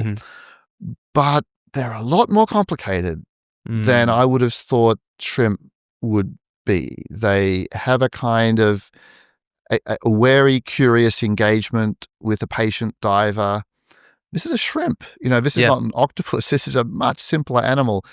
So if someone says, this is a reductio, you're going to spend your money saving the shrimp, one reply I would make is, you should hang out more with shrimp. You should spend some time seeing how complicated they are. And a few years ago, I would have felt weird saying this. I no longer feel weird saying this. I think a lot of these invertebrate animals, they have a lot more going on than it appeared even a few years ago. And I mean, the implication you're making in what you've said is that your assessment of the conscious experience of these animals is like directly tied to your decision as to whether or not to purchase and eat them. In the shrimp case, as in the octopus case, it's partly a kind of sentimental reaction on my part. Okay. Yeah, I just, I don't think eating octopus is a particularly bad thing. I think it's nowhere near as problematic as eating factory farm pigs, for example. Yeah. But octopus, I just have too much affection for them to be, in the food category at all. And surprisingly to me, shrimp are sort of, and other crustaceans are sort of making their way into that category. And I think one has to be, I think it's fine to have a kind of sentimental response, but one should also think about, the rational side as well. I think just purely non-sentimentally, in the shrimp case, there's decent evidence of pain as seen in grooming, wound tending and things like that. There might be more evidence a few years from now. It's hard with some animals because they have more limited behavioral repertoires than octopuses and some others. But, there's a scientific side which points towards some decent probability of pain-like states. And there's just more complexity. There's just more going on in their behavior than I would have expected. And those two things, I think, that in a non-sentimental way, they should have some force. And then each person's going to be sentimental about some animals and not others. And I think it's kind of healthy as a human to have sentimental responses to particular animals. I think that's entirely appropriate. Yeah. Well, as an ethical emotivist, I think that ethics a lot of the time just is sentimentality. You're an emotivist? Yeah. Again, sort of non-committally. You're a panpsychist, sympathetic emotivist. It's a very unusual combination. Yeah, I suppose it is. But such is the disparity of my philosophical thought. I find it very, very difficult actually to commit myself to basically any philosophical position, because especially since doing the podcast and talking to people, like I'll talk to somebody who will passionately like explain to me why consciousness is foundational and how that changes everything, and then I'll speak to someone next week who says that's all BS, and I'm constantly just amazed at how difficult it can be to pin something down. But when it comes to animal suffering, the idea that animal suffering matters and that like factory farming is bad is something that I just think is unshakably the case. Of course, caveat, I'm an emotivist, so you have to understand what I'm saying there through that lens when I say the word bad. But there is this interesting question of the link specifically between just saying this animal suffers and this industry treats them really badly, therefore I'm just not going to buy that product, or saying something like, there is this problem of collective action and that my individual contribution doesn't make much of a difference, and so I'm still happy to engage in this, but I'm going to lobby for government regulation, or I'm going to lobby these companies somehow. And I wonder where you fall down on that line, because you still eat some forms of animal products, and I wonder if your decision as to which ones you actually eat in practice are more guided by sentimentality, just rational considerations of the pain of the animal, or also taking into consideration the impact that your purchase will have. Maybe all three, I don't know. The main thing I think about is whether the animal had a life worth living. Yeah. That's the kind of the concept that I use to assess choice in a lot of these ways.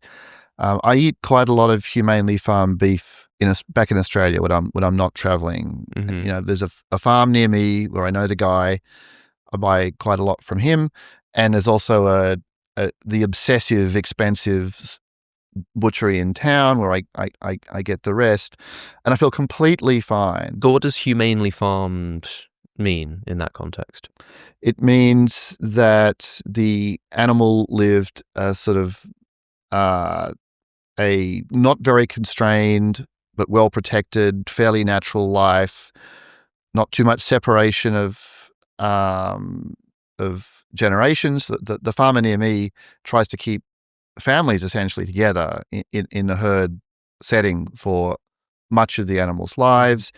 So you're doing the cow thing. You're sort of roaming around, hanging out with your friends and family. You're eating. You're looked after. And then after a certain amount of time, you are killed for food. So there's the way it's put by one of the American pioneers of this kind of farming is, it's a good life and one bad day, basically. I think that's how Joel Salatin describes it. Mm-hmm. And when the life is clearly what could be called an enviable non-human life, yeah, I think it's fine. One that you would rather live than not live at all. Right. A test I apply in all these cases is a kind of reincarnation test. Yeah. Where I think, would I rather come back as a cow on this farmer's farm or not come back at all? Definitely rather come back as a cow here. Would I rather come back as a factory farmed pig in one of those sort of warehouse type operations or not come back at all? I would definitely not want to come back at all. So that's I think it's very much a thought experiment, but I find it a very useful one. And in the case of humane beef farming, which I think is done extensively in the UK, there's a good case.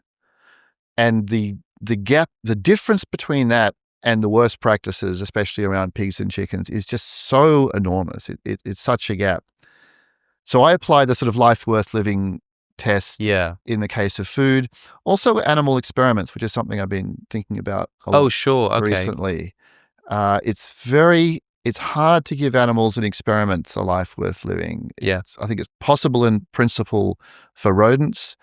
Philip Kitcher wrote a good paper about that some years ago. Do you want to use rodents in experiments? Fine, but make the overall life of those rodents in the experiments superior to the wild analog, and then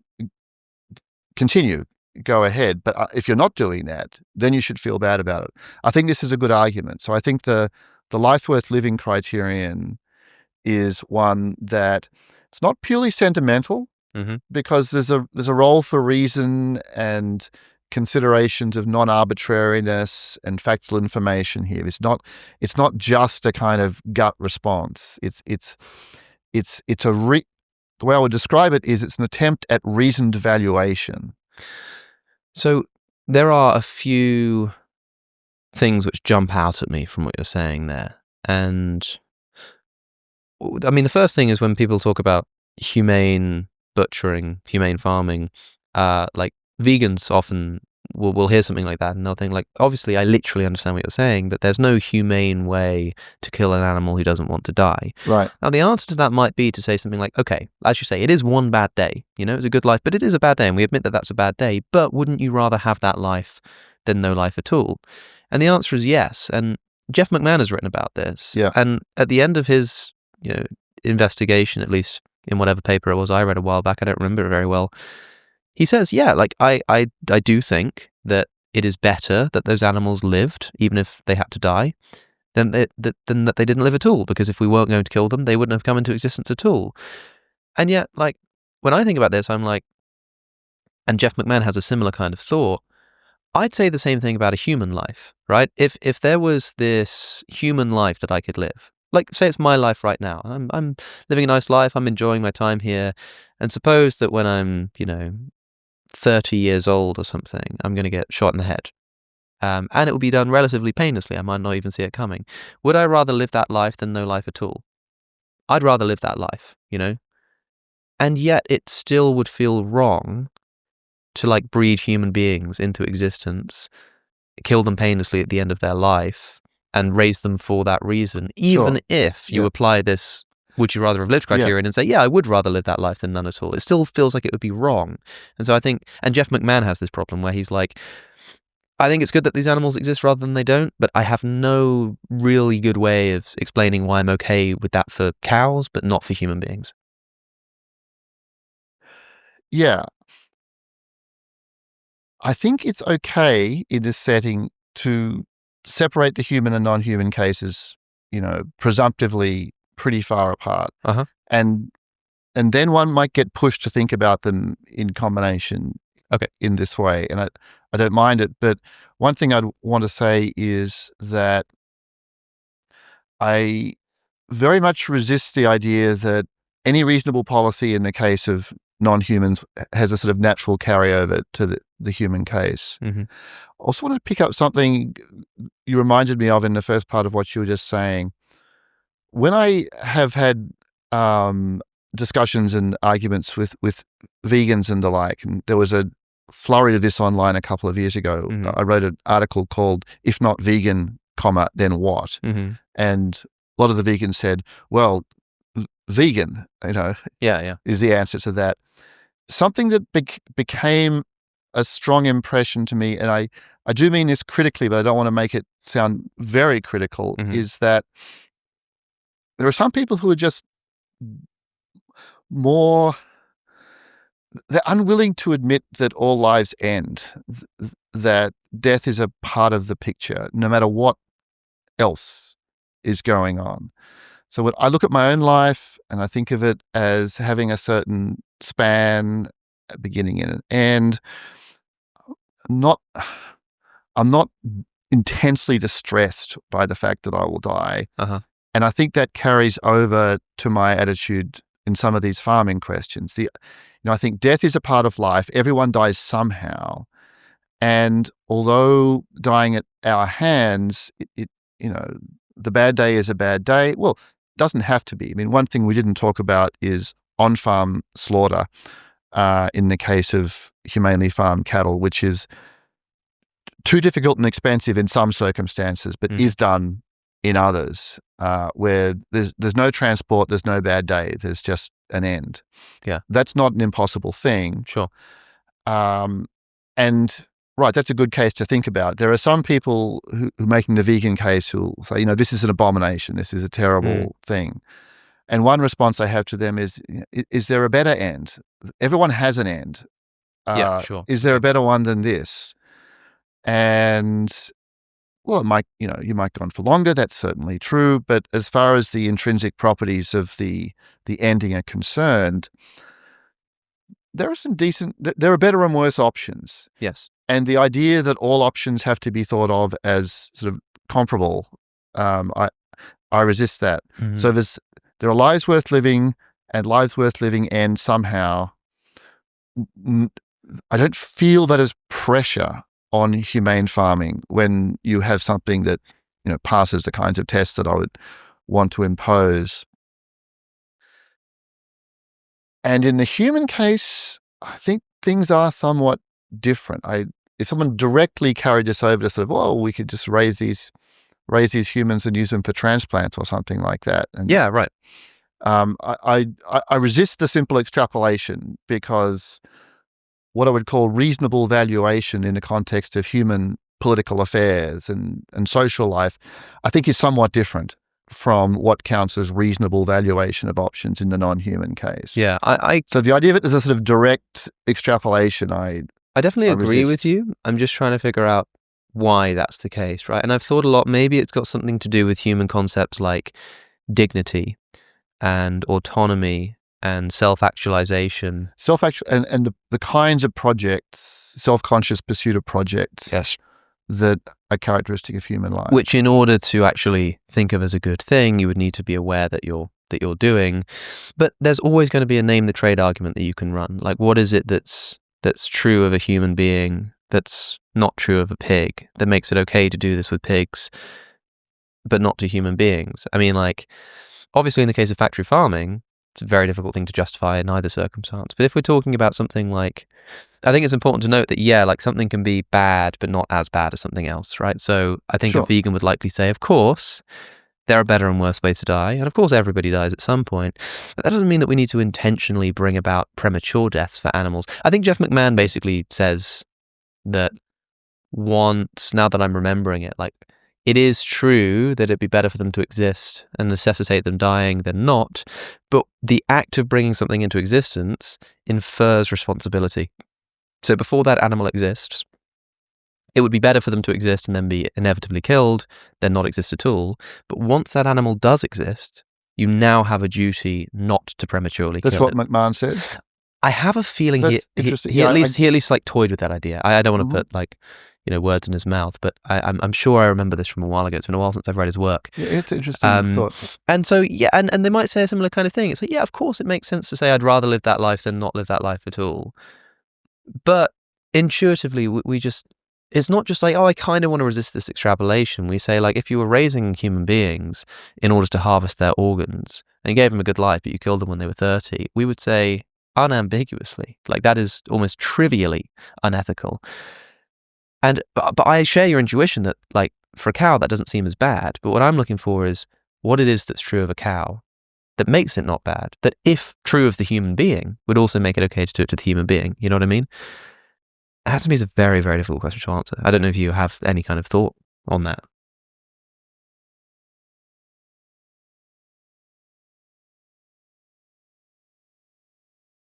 Like when I was a vegan, I used to run this name the trait argument, and I still run it today as a philosophical idea, but I would literally imagine taking a human being in a gas chamber as we kill pigs and saying, okay, like, we're going to like, or rather, maybe you start with the pig. So there's a pig in a gas chamber, and that's how we kill the majority of pigs in this country.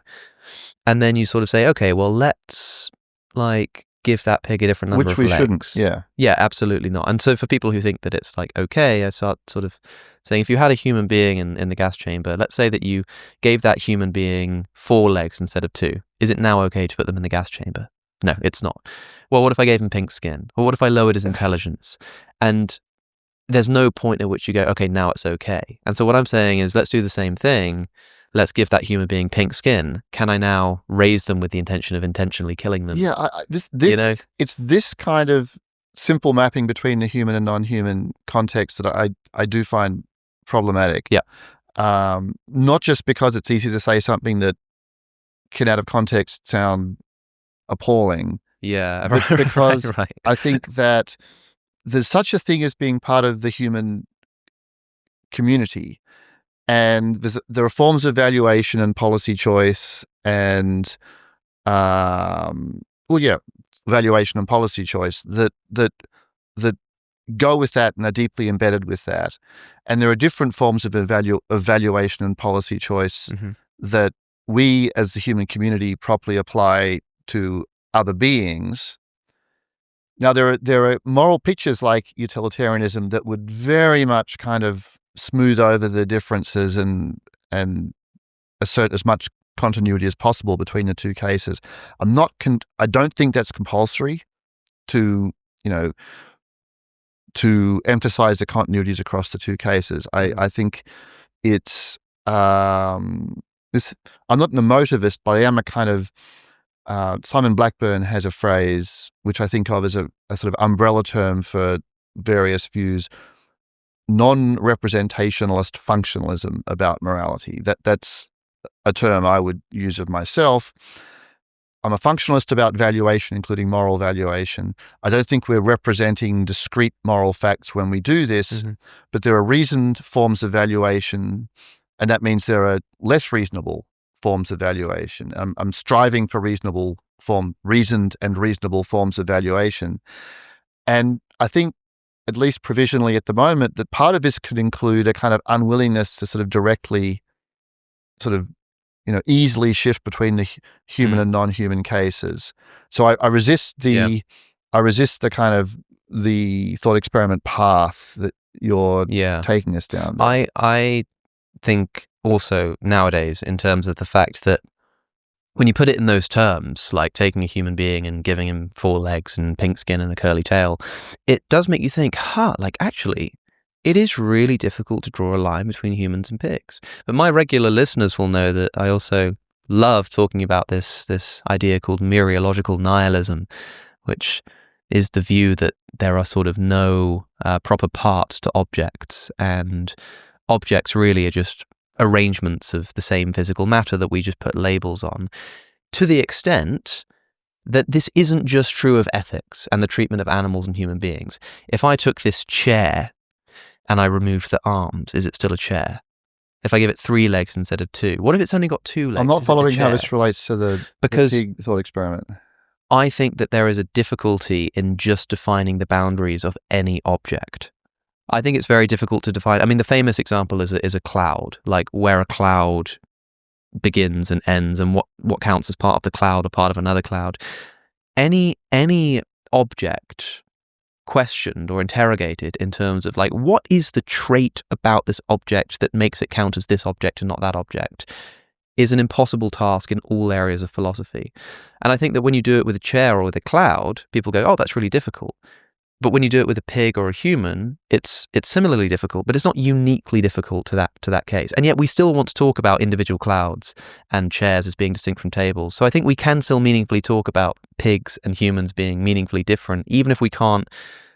Well, I think we can precisely. So point I resist. To what the differences I resist are. the mereological nihilism right. across the board. Uh-huh. But also just more directly, there's a whole network of psychological and other features that makes a human being very different from a pig, and a bunch of those are morally relevant. So the superficial leg number, skin type stuff, I don't think it has much weight if we're not supposing a psychological profile and a kind of cultural and social embedding of a human-like kind. Yeah. Well, what I mean to say is that another argument I would use, particularly in my vegan advocacy back in the day, would be to like, imagine you're here and a pig's over here, and you have this evolutionary tree which connects you to a common ancestor, right? Imagine if you took the line of your ancestry down to that common ancestor, and you took every single one of those animals along that tree, and you resurrected them and stood them all in a line. On one end, you've got a human, on the other end, you've got a pig, and you've got this line in between of gradual change, right? That would probably go to a simpler life form, then a less simple life form. And at some point, you'd have to sort of draw this line as to where this thing becomes relevantly human, morally different to this creature, like further down the line. And it becomes very difficult to draw that line. And so what I mean to say is, even if there are important psychological distinctions, in principle, it's very difficult to define like exactly what it is that we think is morally relevant and exactly what counts as having that thing and not having that thing. But the reason I'm bringing it up is, I suppose, to offer my response on air to this like problem of naming the trait, which is that name the trait is not just a unique moral phenomenon for animal treatment. It is a fundamental difficulty in all of philosophy, to the extent that philosophers can't agree on what a chair is. That would be how I would approach sort of answering that issue. But I just wanted to flag for the listeners that that's the approach that I would take. It would be different to yours. Generalization to the general mereological questions. Well, clearly we've identified some areas in which we disagree, at least in our sort of where our basic intuitions point us, with me sort of taking panpsychism kind of seriously, you thinking it's ridiculous. So it sounds, our different approach to dealing with like the name the trait argument and stuff like that. But an undeniable point of agreement between us is the amazing reality of the way that different brains are functioning in different animals, and the extent to which we need to take seriously even these most sort of unintuitively moral agents like shrimp. You look at a shrimp and you find it very difficult to empathize with such a creature. That it still is something that matters. Until you hang out with them, indeed. I mean, when you said earlier, like, oh, I like hang out with an octopus or something like that, it's the kind of thing that might make someone be like, oh, you just like are you just like, having a laugh? Are you sort of using that phrase in the way that you might talk about hanging out with a shrimp because you're sort of just being funny? Or do you really feel as though you're like having fun with these creatures? And do these creatures like have fun? Do they like play? Does it ever feel like, or do we observe like behaviors in animals that just seems like messing around essentially? Yeah. With octopuses, I think lots of what they do is messing around. They're exploratory animals. They're always looking for new angles on what's around them, and they like new objects. They like novelty. And they play that when they climb on your gear and things like that, which a lot of octopuses like to do. I think that's that's a play-like exploratory behavior, and they just seem to enjoy it. Mm-hmm. I wouldn't try that in the shrimp case. I think that the striking experiences I was talking about there, that was probably a kind of exploration that makes a certain kind of sense ecologically, given how the animals live. It's not undirected play-like behavior. Perhaps I'm not completely sure. But right, I think you can hang out with all sorts of surprising non-human agents. Yeah. Well, we definitely just don't know what's going on in there, right? Like all the science in the world can hardly give us an insight into what that experience must be like. And I think we'll get there. I don't think that's always going to be the case. You think? Yeah. Well, one can hope. I think that lines of evidence, pieces of the puzzle can come together in ways that could show us things that we currently find hard to imagine being shown. That would be cool. I would love to know what it's like to be an octopus one day, and perhaps with, philosophical investigations like yours and some of the scientific research that we've already been talking about, we might one day get there if all goes well. But anyway, Peter Godfrey-Smith, thanks for coming on. The books are Other Minds, Metazoa, and Life on Earth. Living on Earth, a 3-part trilogy of books covering everything we've been talking about. I'll make sure they're linked in the description. But yeah, thanks for coming on. It's been fun. Thanks, Alex. I've really enjoyed it. If you enjoyed that conversation, you might like my previous episode with Annika Harris discussing whether consciousness is fundamental. To support my work and get early ad-free access to episodes, subscribe to my Substack at alexoconnor.com. Thanks for watching.